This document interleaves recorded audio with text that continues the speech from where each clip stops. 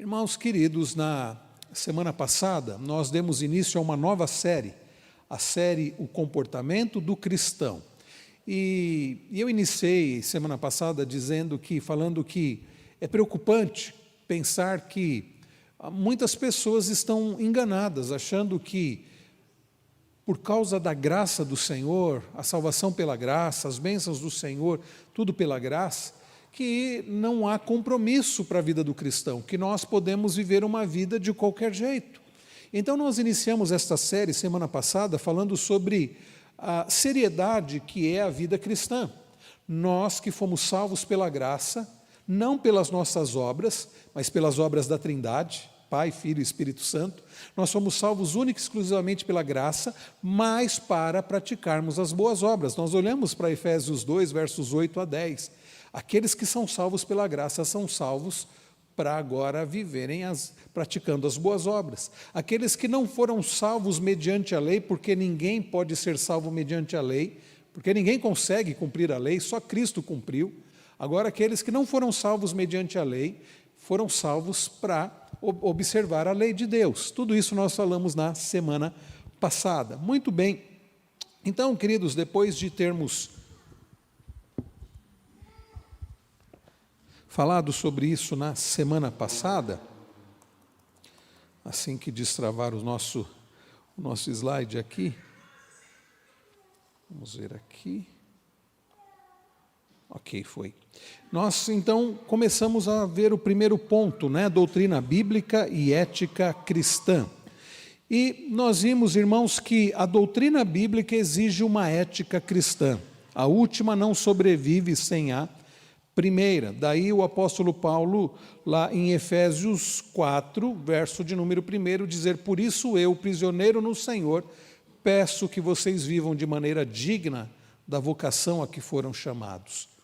Lá no capítulo 1 de Efésios, nós lemos que, e nós vimos isso na semana passada, que nós somos predestinados para vivermos para a glória do Senhor.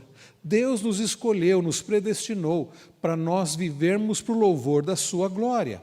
De forma, queridos, que agora, e como Paulo escreve no capítulo 4, nós devemos viver de maneira digna da vocação a que fomos chamados. E viver de modo digno é a ética. Vocação a que foram chamados é a doutrina. Muito bem. Hoje nós vamos olhar para o Salmo 37. Por favor, abra a sua Bíblia lá no Salmo 37. E nós vamos, ao olhar para as palavras que o salmista Davi escreveu há tantos e tantos anos, nós vamos ver sobre o comportamento, sobre a ética daquele que pertence ao Senhor, daquele que é servo do Senhor. Talvez você diga, mas Davi está no Antigo Testamento. Como conciliar as palavras de Davi com a vida cristã, se Davi viveu antes de Cristo? Bem, é preciso lembrar que Deus nunca teve dois povos, duas igrejas, sempre um povo só. No Antigo Testamento, representado pelo povo judeu, pelos judeus, por Israel, e que confiava no Messias que viria. Davi foi rei que apontou para o grande rei que é Cristo. Davi viveu confiando no Messias que viria. Aliás, muitos dos salmos são salmos messiânicos, que não se referem diretamente ou exclusivamente a Davi, mas que já apontavam para Cristo, Messias. E nós que vivemos pós a vinda de Jesus, vivemos com esperança e fé no Messias que veio. É por isso que nós podemos olhar para o Salmo 37, olhar para todo o Antigo Testamento, nessa perspectiva do povo de Deus, do povo da aliança, que hoje é representado pela igreja. Então, a ética individual no Antigo Testamento tem a ver também com a nossa ética hoje, a ética cristã.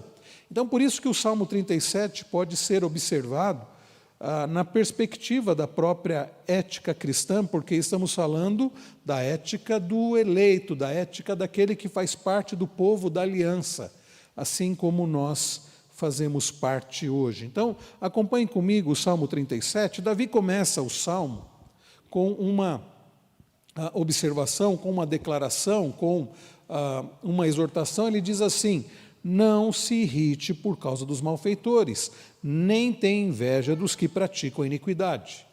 Irmãos, percebam, nós vivemos num mundo caído, num mundo quebrado, você já deve ter percebido isso.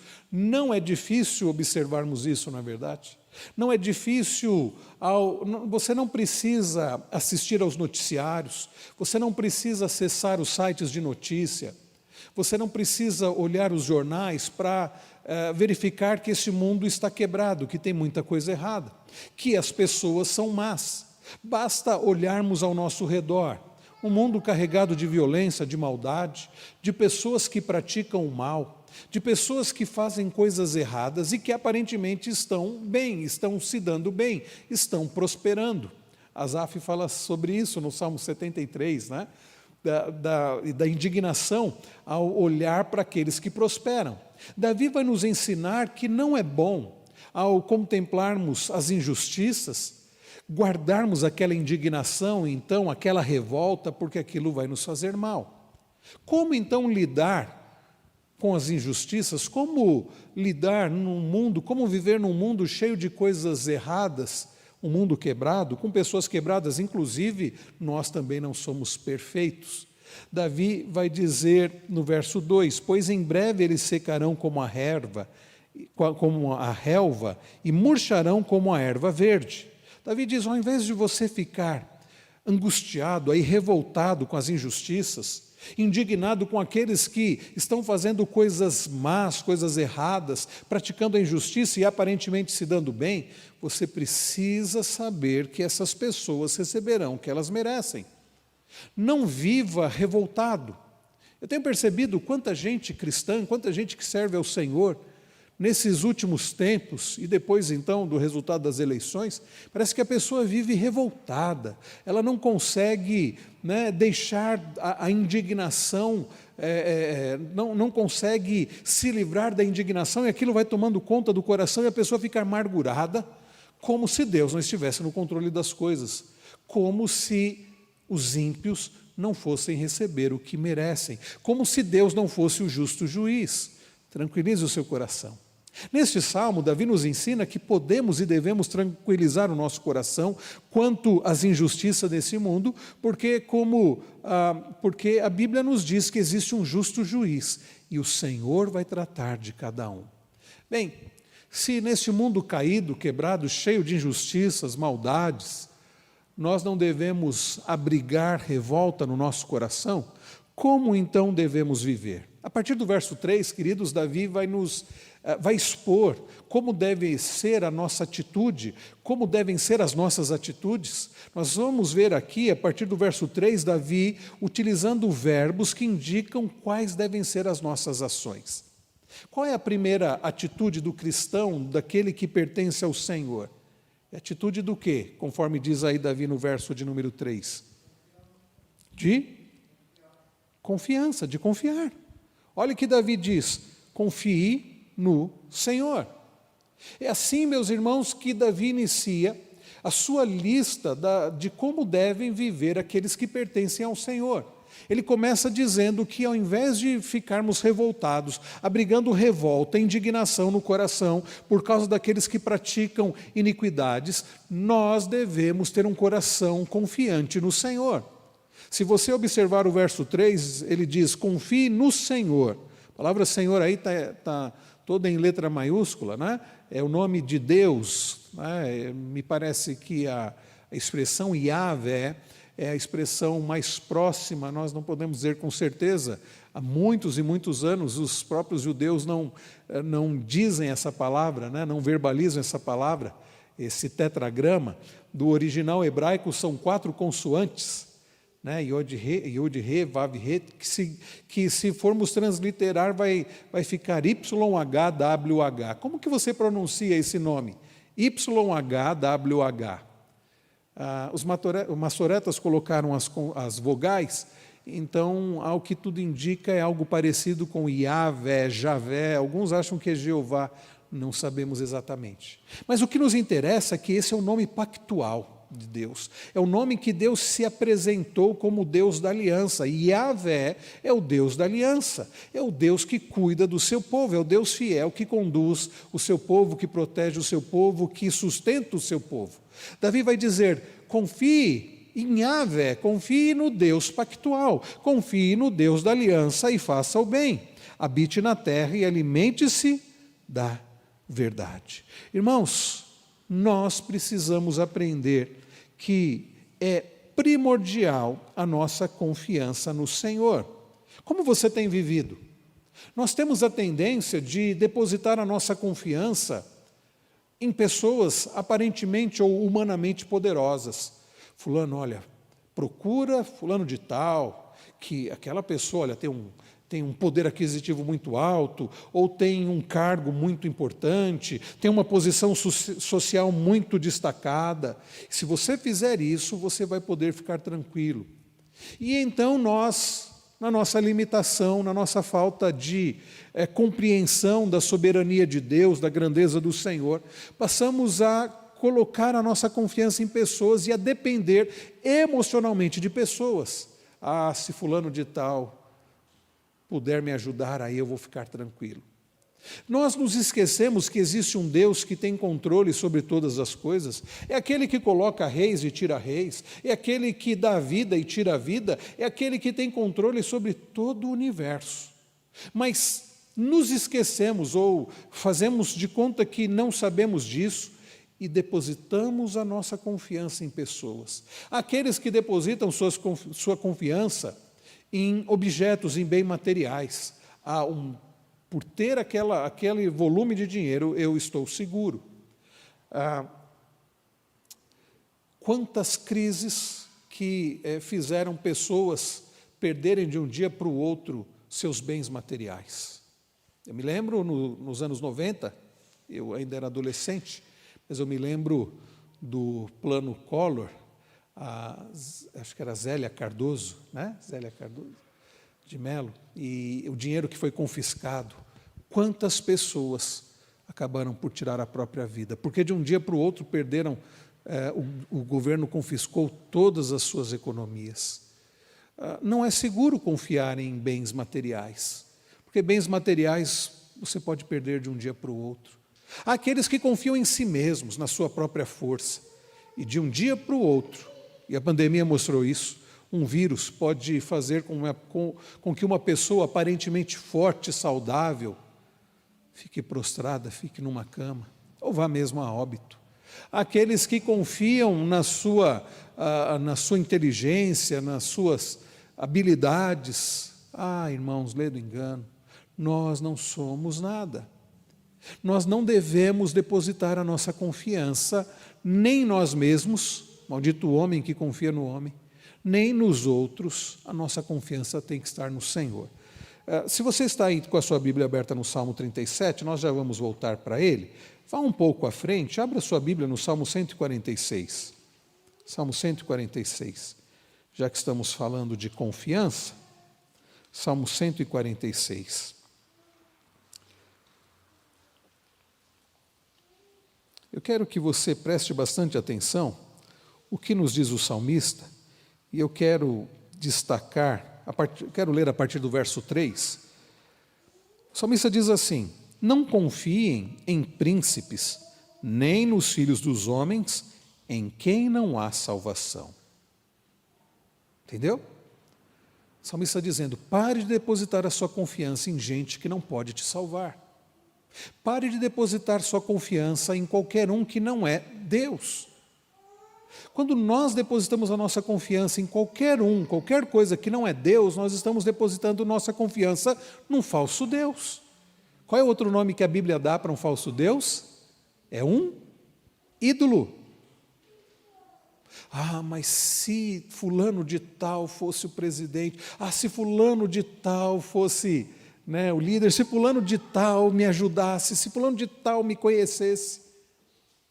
Não há salvação em pessoas, não há salvação no dinheiro, não há salvação no nosso estado de saúde. Veja, eu não estou dizendo que bens materiais, que a saúde, que outras pessoas não podem nos ajudar, não são coisas boas, não é isso que eu estou dizendo. O que a Bíblia está condenando é colocarmos a nossa segurança, o nosso prazer, a nossa confiança em pessoas, em nós mesmos, em coisas. O salmista continua aqui no Salmo 146, E no verso 4 ele fala sobre os príncipes, né, as pessoas que, humanamente falando, têm poder. Sai-lhes o espírito e eles voltam ao pó. Nesse mesmo dia, acabam todos os seus planos. Sabe aquelas pessoas que você acha que são pessoas muito poderosas? Podem morrer de uma hora para outra. Elas não são Deus. Por que é que você vai depositar a sua confiança, a sua segurança em alguém que não é Deus? E aí o salmista diz: feliz, bem-aventurado aquele que tem o Deus de Jacó por seu auxílio, cuja esperança está no Senhor, seu Deus. Percebem o paralelismo? Percebem aqui a comparação? O salmista diz: parem de colocar a confiança de vocês em ídolos. Parem de colocar a segurança de vocês, a confiança de vocês, a esperança de vocês naqueles que não podem salvar vocês, naqueles que não são Deus. E faça o quê? Deposite a sua confiança naquele que é o único e verdadeiro Deus. E ele continua, diz que fez os céus e a terra, o mar e tudo que neles há, e mantém para sempre a sua fidelidade. Ao invés de você depositar a sua confiança em falsos deuses, deposite a sua confiança naquele que é o verdadeiro Deus, o Criador de todas as coisas, e que é fiel, diferente das pessoas, que faz justiça aos oprimidos e dá pão ao que tem fome, ou seja, naquele que é verdadeiramente justo e naquele que é benevolente, naquele que age com bondade. O Senhor liberta os encarcerados, o Senhor abre os olhos aos cegos, o Senhor levanta os abatidos, o Senhor ama os justos, ou seja, aquele que tem poder, irmãos, para mudar situações, aquele que tem poder para curar, para salvar, para transformar, aquele que é amoroso. Olha o que ele diz no verso 9, o Senhor guarda o estrangeiro, ampara o órfão e a viúva, porém transtorna o caminho dos ímpios. O Senhor reina para sempre, o seu Deus, ó Sião, reina de geração em geração. Deposite a sua confiança naquele que reina eterna e soberanamente. Estão entendendo, irmãos? Aqui é uma advertência contra a idolatria do nosso coração. No viver cristão, é muito importante a nossa atitude de confiança no Senhor. E eu já falei isso tantas vezes, eu tenho trazido isso ao meu coração continuamente, porque nosso coração, como dizia o grande reformador, o grande teólogo da Reforma, João Calvino, nosso coração é uma fábrica de ídolos, fica fabricando ídolos e acumulando ídolos. E nós tendemos a depositar a nossa confiança em ídolos, em falsos deuses. Então, o primeiro princípio para nós, na ética cristã, na vida cristã, é termos um coração que confia no Senhor, é depositarmos toda a nossa confiança, toda a nossa esperança no Senhor, porque como diz o salmista no Salmo 146, bem-aventurado é aquele que tem a sua esperança no Deus de Jacó, que deposita a sua esperança naquele que é todo-poderoso, todo-amoroso, naquele que é fiel, naquele que reina soberanamente para todo sempre.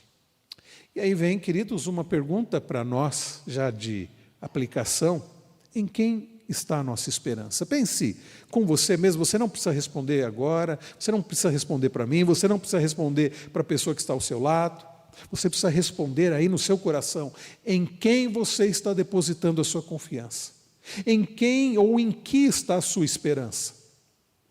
Essa é uma pergunta que essa autoconfrontação, ela é muito reveladora, ela vai revelar se você tem algum ídolo, abriga algum ídolo no seu coração. E, em geral, nós abrigamos. O que devemos fazer? Depositar a nossa confiança totalmente no Senhor. Abra sua Bíblia, Provérbios 3, daqui a pouco a gente volta para o Salmo 37. Provérbios 3, um pouquinho aí para frente, se você está no Salmo 146, é só você caminhar um pouquinho aí à frente, Provérbios 3. Aqui os conselhos de sabedoria, ao que nos parece, o filho de Davi aprendeu bem com o pai. No verso de número 5 em diante, ele diz: confie no Senhor. De que forma? De todo o seu... o quê? Coração. Não é brincar de confiar em Deus. Não é... eu confio em Deus desde que tudo esteja do jeito que eu quero, desde que tudo dê certo ou à minha maneira.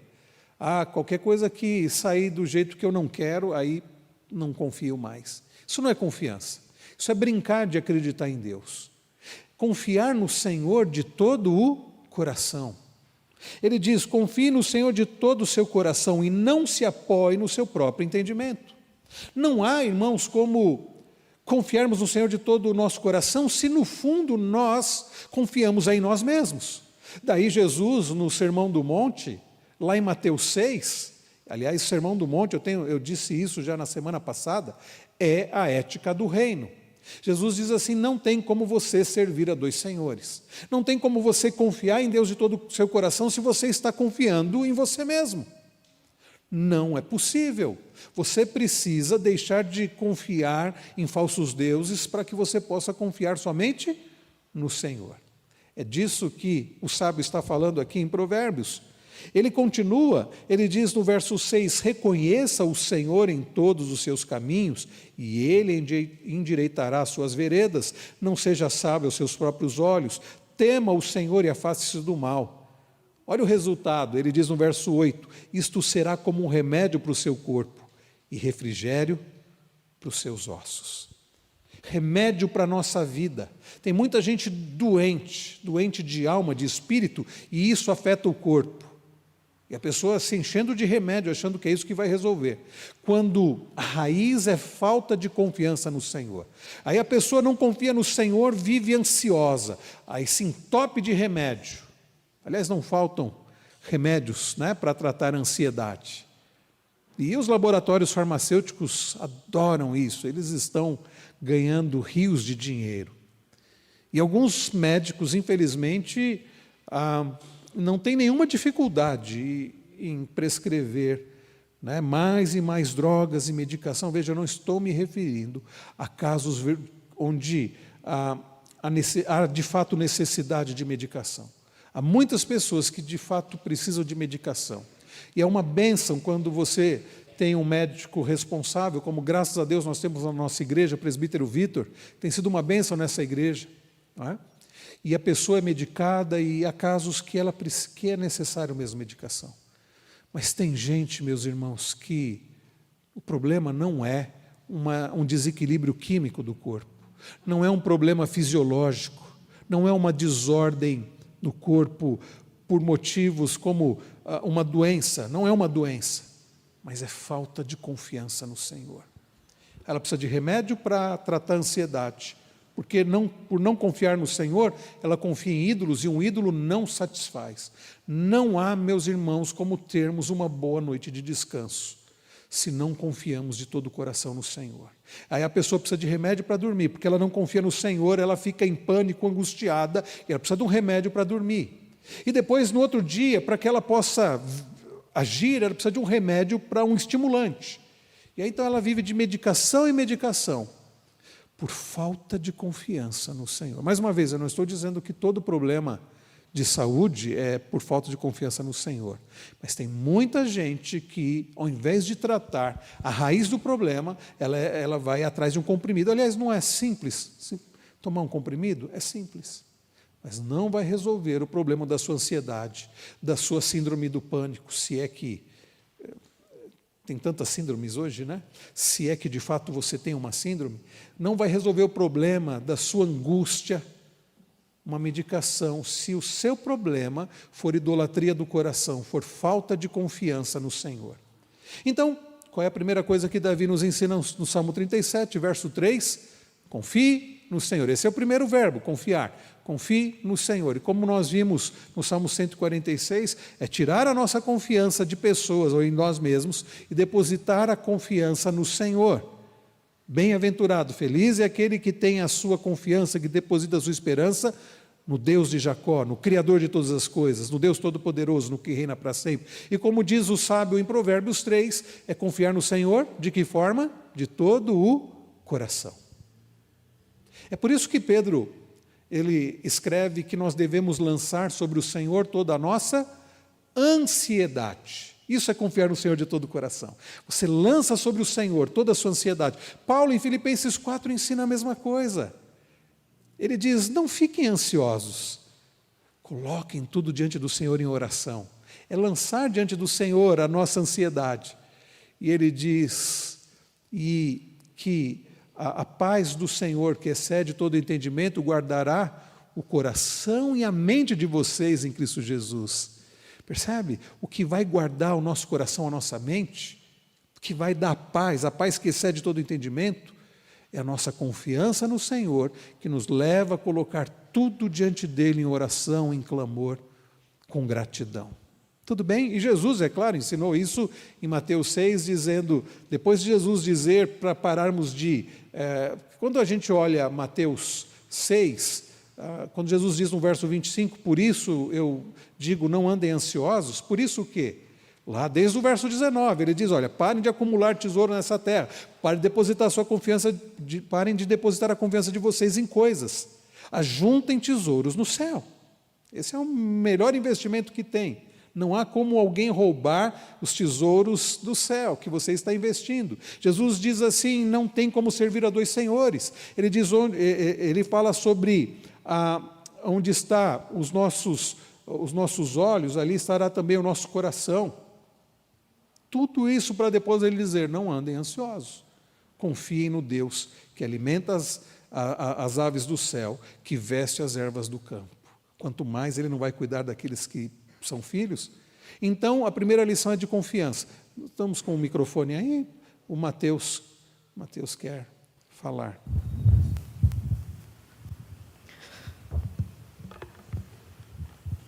Pastor, eu fiquei pensando que se nós não confiamos verdadeiramente no Senhor, nós não temos a capacidade de nos achegarmos até Deus e muitas vezes confessarmos o nosso pecado, né? E aqui no versículo 8, né, ele diz, isso será como um remédio para o seu corpo e refrigério para os seus ossos. Provérbios 3. Isso, e aí eu fiquei pensando lá no Salmo 32, onde Davi diz, né, enquanto eu calei os meus pecados, envelheceram os meus ossos. E aí no Provérbios 3:8 ele diz, isso será como um remédio para o seu corpo e refrigério para os seus ossos, né? É isso que vai dar alívio para a alma e para o corpo, né? A pessoa está angustiada e aquilo atinge, porque começa na mente, aquela angústia, aquela preocupação e passa para o corpo. E o que vai dar alívio é quando a pessoa confia no Senhor e ela confessa o pecado, aí ela sente, e vocês sabem do que eu estou falando, eu creio que todos nós já experimentamos isso, quando a gente coloca diante do Senhor e nos apropriamos do perdão que há em Cristo Jesus, aquilo tira um peso dos nossos ombros, porque Cristo já levou sobre Ele a culpa dos nossos pecados. Bem observado, Mateus, muito obrigado, meu irmão, muito obrigado, é isso mesmo. Mas alguém quer participar, irmãos, dentro disso da confiança? André, você mesmo quer falar? Ah, não. Mário, por favor.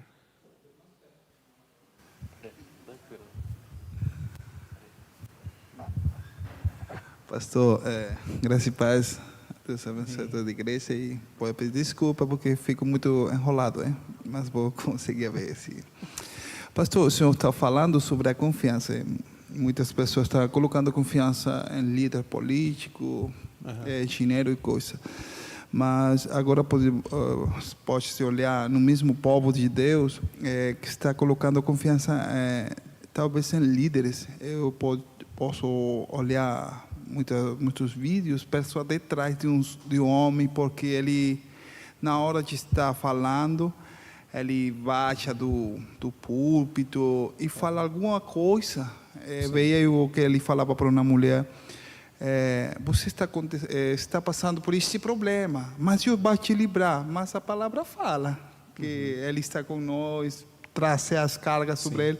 Então, muito povo hoje em dia está colocando a confiança no homem, na palavra de Deus, sabe? Sim. E o homem, não lembro o nome daquele homem, que ele foi um líder, ele foi na Guiana Francesa, muito tempo atrás, que ele convenceu mais de 900 irmãos para tirar a vida. Foi o Jim Jones? Jim Jones. Então, é isso que está acontecendo. Hoje em dia, talvez podemos falar, não, eu não tenho meus olhos na riqueza, nenhum político, mas está idolatrando muitas vezes um profeta, um evangelista, sabe? Um pastor. Isso que está acontecendo dentro da igreja. Infelizmente, acredita estar bem, mas eu acho que não é assim. Sim, você tem razão, Mário. Isso é uma coisa que acontece nas igrejas evangélicas. Pessoas que depositam a confiança em líderes, pastores, bispos. Tem até, né, nesses últimos tempos, alguns que se auto-intitulam apóstolos. E essas pessoas passam essa imagem. Olha, confie na minha palavra. Está errado. É por isso que nós falamos sobre a diferença da igreja reformada, porque igrejas reformadas, o que é a reforma? O que foi a reforma? Foi um retorno às Escrituras, lá no século XVI. E as igrejas reformadas seguem isso. Nós temos a Bíblia como nossa única regra de fé e prática. O que é autoridade infalível é a palavra inspirada de Deus. Pastor não tem palavra que tem autoridade. Nós apontamos para Cristo. Quem tem autoridade é Cristo e a sua palavra. Homens são falhos. Nós temos dito isso, né? Pela graça de Deus tem chegado pessoas até de outras denominações, e é uma das primeiras coisas que nós falamos: olha, aqui não é uma igreja perfeita, é uma igreja que a gente procura ser uma igreja bíblica, mas não é uma igreja perfeita. Os líderes não são perfeitos, o que não nos dá desculpa para dizer, então os líderes podem viver de qualquer jeito, fazer qualquer coisa. Não. Nos esforçamos, fortalecidos em Cristo, para vivermos uma vida correta diante do Senhor. Aliás, esse é nossa série, né? O comportamento cristão, digno da vocação a qual nós fomos chamados. Mas nós não somos perfeitos. E é por isso que nós falamos, não apontamos para nós como esperança, apontamos para Cristo. Cristo é a nossa esperança, não são os pastores dessa igreja, não são os presbíteros dessa igreja, nós somos falhos. Nós somos pecadores, nós somos, como falamos, né, temos o pé de barro também, porque não somos Deus. Então, infelizmente, Mário, acontece isso, e nós temos falado, não deposite a sua confiança na liderança, o que não isenta a liderança de buscar ser semelhante a Cristo, ser uma liderança fiel a Deus, uma liderança comprometida com Deus, mas a nossa confiança não pode estar no homem. Infelizmente não é incomum, por exemplo, o pastor sai da igreja e o pessoal quer sair da igreja também, porque o pastor saiu da igreja. Não, ele era o nosso líder. Ou o pastor, né, um líder, vem a falhar, vem a cair em pecado, e aí as pessoas desanimam da fé. Nossa, eu não esperava, a minha confiança estava... Tem um líder como um Deus. Assim como muitas pessoas idolatram jogadores de futebol, artistas, tem cristãos idolatrando pastores, e alguns são bem famosos na internet, né? E ficam... Então é uma coisa muito séria. A sua palavra, Marinho, não é algo, infelizmente, que não é verdade, acontece, e nós devemos tomar cuidado com isso. Devemos tomar cuidado com isso. Idolatrando, às vezes, sem saber, achando... Então, você pode ter estima por alguém? Pode. Admirar uma pessoa? Pode. Admirar líderes? Pode. Orar por esses líderes? Faça isso. Mas não coloque a sua confiança, não idolatre, né? E às vezes eu vejo desses, até que eu admiro, alguns pastores aí que eu admiro, às vezes falam alguma coisa assim, eu falo, esse aí agora ele pisou na bola nessa fala. Isso mostra que não é perfeito, né? É até bom falar assim, isso mostra que não é perfeito, senão a gente acaba correndo o risco de idolatrar. Obrigado, viu, Mário? Mais alguém? Tudo bem? Até aqui. Então, o primeiro princípio aqui, confiança no Senhor. Davi continua, vamos voltar lá para o Salmo 37. Quando nós chegamos no verso de número 4, Davi vai usar um outro verbo. Ele vai dizer, é o verbo agradar. Algumas versões vão trazer a ideia de se deleitar, de ter prazer. Ele vai dizer, agrade-se do Senhor, e Ele satisfará os desejos do seu coração. O primeiro verbo é confiar, confie no Senhor.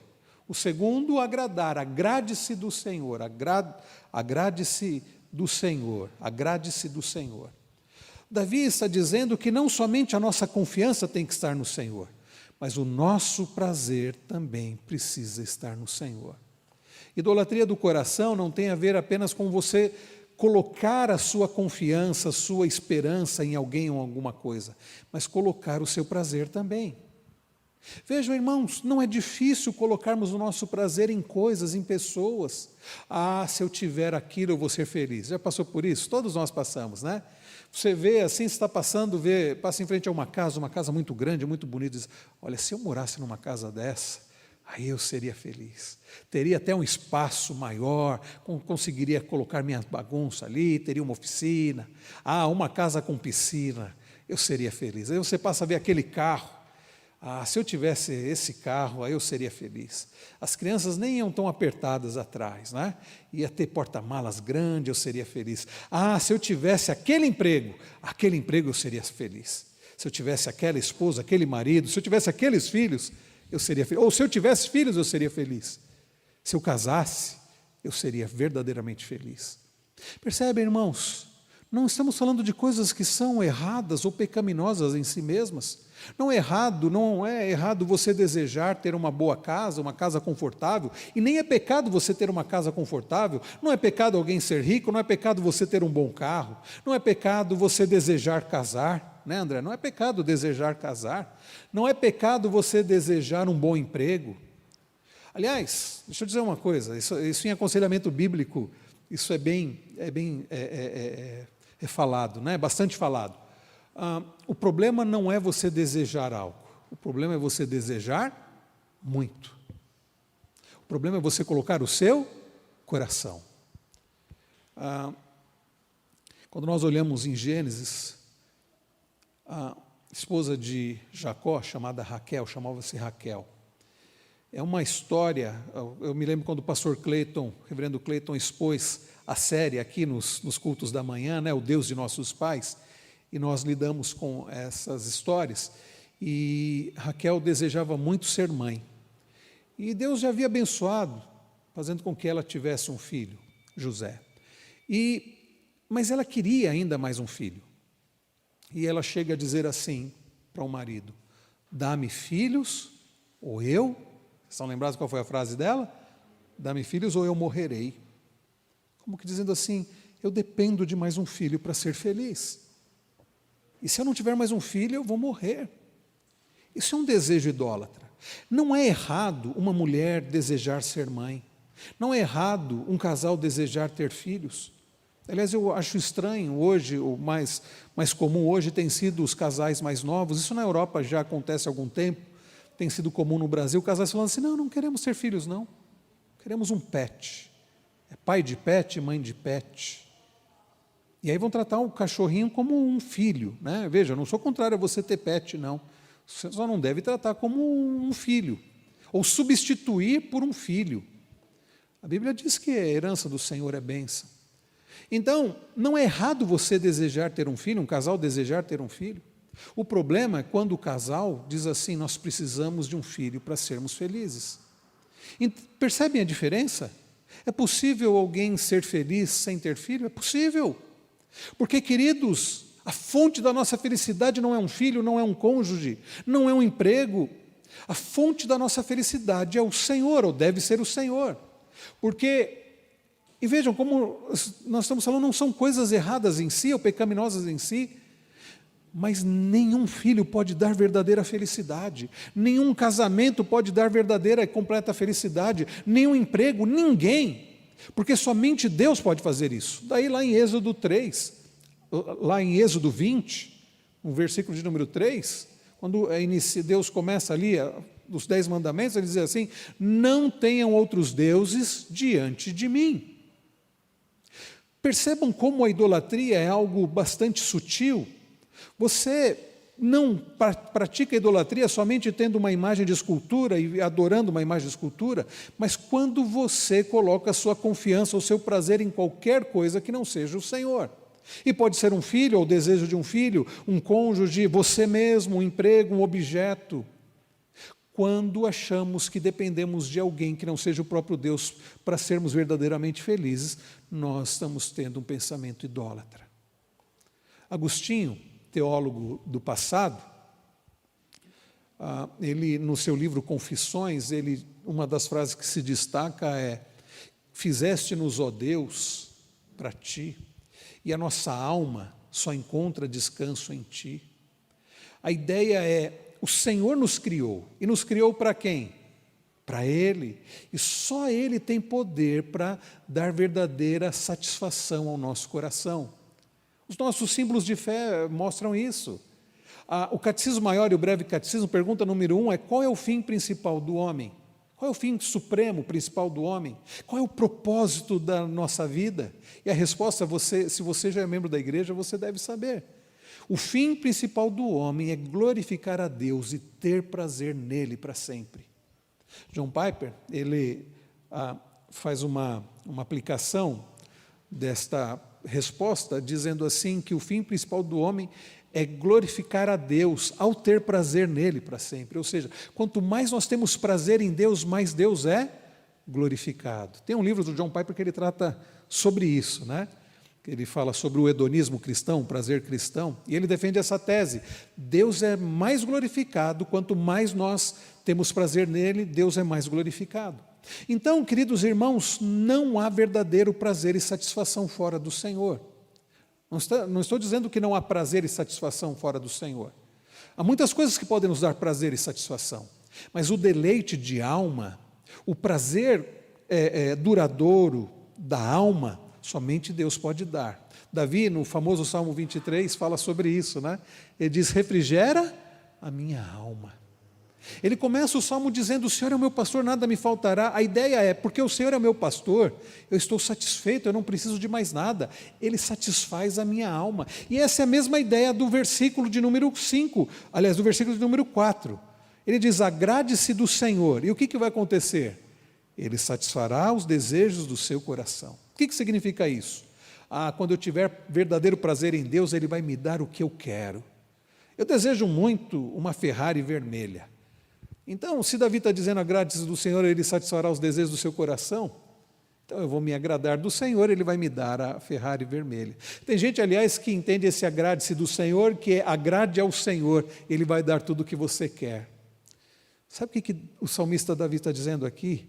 Tenha prazer em Deus, e então o seu coração ficará satisfeito. Nós só teremos a satisfação do coração quando o nosso prazer estiver em Deus. Mais uma vez, um ídolo não tem poder para satisfazer o coração, nem para dar verdadeira segurança. Por isso que é frustrante a idolatria. Você vai buscar e vai buscar e vai buscar, e você vai sempre precisar de mais, e você não vai ter segurança verdadeira, não vai ter prazer verdadeiro, e você vai buscar, e a pessoa vai se afundando mais e mais, porque só Deus tem poder para satisfazer a nossa alma, o nosso coração. Daí Davi dizer: agrade-se do Senhor. Tenha prazer em Deus. Ao que tudo indica, quando você olha, volte a algumas páginas, veja o que diz Davi no Salmo 16. Vejam a diferença de alguém que coloca a sua confiança e o seu prazer em Deus. Olha o Salmo 16. Já pregamos esse salmo, né? Nós já estamos no 27. O reverendo Wilson pregou o 27 domingo passado, né? No 16, Davi começa dizendo: guarda-me, ó Deus, por quê? Porque em ti me refugio. Digo ao Senhor: tu és o meu Senhor, outro bem não possuo, senão a ti somente. Davi depositava sua confiança no Senhor, e o prazer dele estava no Senhor, a ponto de ele dizer: eu não tenho outro bem. E olha as consequências da idolatria, olha o verso 4: muitas serão as dores dos que trocam o Senhor por outros deuses. Ou seja, vai sofrer quem depositar a confiança em falsos deuses, vai sofrer quem depositar o seu prazer em falsos deuses. Um pouco mais à frente, no verso 5 ele diz: o Senhor é a porção da minha herança e o meu cálice, tu sustentas a minha sorte. No verso 8, tenho o Senhor sempre diante de mim, estando Ele à minha direita, não serei abalado. Ou seja, depositando a confiança no Senhor, nós temos verdadeira segurança. Por isso o meu coração se alegra e o meu espírito exulta, até o meu corpo repousará seguro. Sim, lembra o que nós lemos em Provérbios 3? Depois, confiar no Senhor de todo o coração é remédio para o corpo. E olha como ele termina o Salmo, verso de número 11: Tu me farás ver os caminhos da vida, na tua presença a plenitude de alegria, à tua direita há delícias perpetuamente. Davi aprendeu que somente em Deus há verdadeiro prazer e alegria, a ponto dele dizer assim, dele declarar isso. É por isso que nós vimos no domingo passado, eu não estava aqui de manhã, mas eu assisti o sermão, né, pregado pelo reverendo Wilson.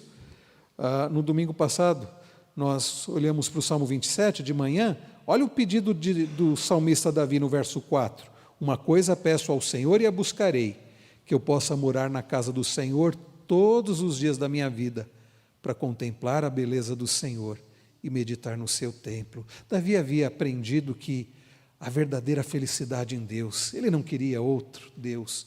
Por isso que ele diz: o que eu mais busco é habitar na casa do Senhor para todo sempre, porque é na presença do Senhor que há verdadeiro prazer.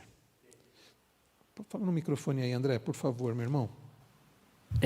Eu queria só falar 2 versículos, né, que colaboram com essa linha de raciocínio. O primeiro é João 15:7, que fala assim: Se vós estiverdes em mim e minhas palavras estiverem em vós, pedirei o que quiser, de vos será feito. Nisto é glorificado o meu Pai, e assim vós serão meus discípulos. Porque assim, a questão é que quando a pessoa tem a palavra de Deus no coração e ela está em Jesus, ela pede, mas pede as coisas para glorificar o Senhor.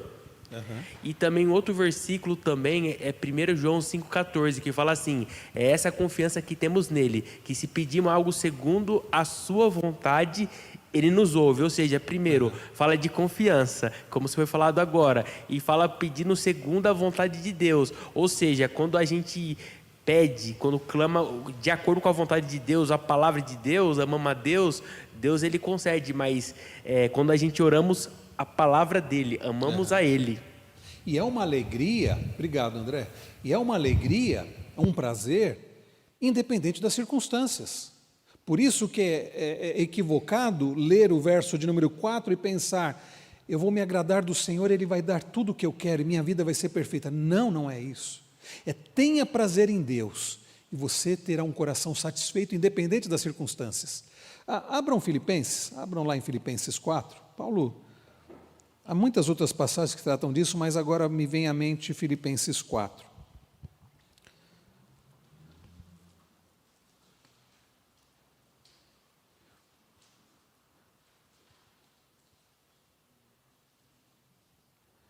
Olha o que ele diz a partir do verso número 4. Qual é a ordem aqui? Qual é a ordem? Não há como não lembrar do Salmo 37, o versículo que nós lemos há pouco, o versículo 4. Ele diz: alegrem-se sempre no Senhor. Outra vez digo, alegrem-se. O que Davi diz no Salmo 37, 4? Agrade-se do Senhor. O que Paulo diz em Filipenses 4, 4? Alegre-se no Senhor. Irmãos, é isso. Nosso prazer tem que estar no Senhor. Paulo diz que a nossa alegria deve estar em Cristo, o Senhor deve ser a nossa alegria.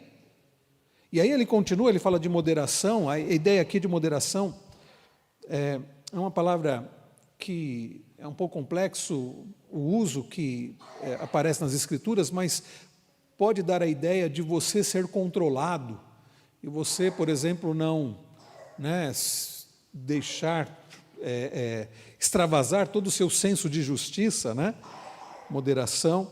Perto está o Senhor. Não fiquem preocupados com coisa alguma, mas em tudo sejam conhecidos diante de Deus os pedidos de vocês pela oração e pela súplica com ações de graças, e a paz de Deus, que excede todo entendimento, guardará o coração e a mente de vocês em Cristo Jesus. E aí Paulo vai dizer o que deve estar na nossa mente, o verso de número 8, tudo o que for agradável ao Senhor. Quando chega no verso 10, olha o que ele diz: fiquei muito alegre no Senhor. Percebam, Paulo vai agradecer pela oferta daqueles irmãos, mas ele já começa dizendo, olha, minha alegria não está na oferta que vocês deram, mas minha alegria está no Senhor, porque agora, uma vez mais, renasceu o cuidado que vocês têm por mim. Na verdade, vocês já tinham esse cuidado, só lhes faltava oportunidade. Digo isto não porque esteja necessitado, porque aprendi a viver contente em toda e qualquer situação. Percebem, meus irmãos, quando a nossa alegria está no Senhor, há um verdadeiro contentamento no Senhor, as circunstâncias já não serão mais determinantes. As palavras que ele vai dizer a seguir, ele diz assim, verso 12, sei o que é passar necessidade, sei também o que é ter em abundância. Aprendi o segredo de toda e qualquer circunstância, tanto de estar alimentado como de ter fome, tanto de ter em abundância como de passar necessidade. Tudo posso naquele que me fortalece. Quando nós temos verdadeiro prazer, quando a nossa alegria, o nosso prazer está no Senhor, mesmo que as circunstâncias sejam adversas, isso não vai roubar a nossa alegria. Estão entendendo, irmãos? É isso que Davi diz no Salmo 37, é isso que Paulo está dizendo em Filipenses 4, é isso que a Bíblia ensina. Quando o nosso prazer, a nossa satisfação está no Senhor, nós não dependemos mais de circunstâncias. Porque se não está no Senhor, tudo bem, eu estou feliz, porque olha, eu estou conseguindo pagar minhas contas. Lá em casa está todo mundo com saúde, as crianças estão até indo bem na escola. Não, quando a nossa alegria está no Senhor, a nossa satisfação está no Senhor, independente das circunstâncias, nós vamos ter paz e satisfação. Não significa que a gente não vai sofrer, não significa que não vai haver tristeza, não é isso. Mas é uma alegria que não depende das circunstâncias, e é uma alegria que nos sustenta no luto, nas tristezas, nas dificuldades. Porque quando a nossa alegria, nosso prazer está no Senhor e é o próprio Cristo, tudo nós vamos poder passar fortalecidos nele. Tudo bem, meus irmãos? Nós só falamos de duas palavras até agora, né? 2 verbos, o confiar e o agradar. Confiar no Senhor e agradar-se do Senhor. Mas nosso tempo está encerrando. Se Deus permitir, continuaremos a olhar para o precioso Salmo 37 na próxima semana, né? Nós vamos ver ainda a ideia de entregar o nosso caminho ao Senhor, a ideia de descansar no Senhor. Tem muita coisa ainda para aprendermos no Salmo 37. Você pode e deve ir lendo o Salmo 37, já meditando na palavra do Senhor, e se Deus permitir, na próxima semana nós daremos continuidade. Mas vamos ficar com esses dois princípios aqui. Depositarmos toda a nossa confiança no Senhor e termos no Senhor o nosso prazer, a nossa alegria, que possamos nos alegrar no Senhor. Alegre-se no Senhor, diz Paulo. Outra vez ele diz, alegre-se no Senhor.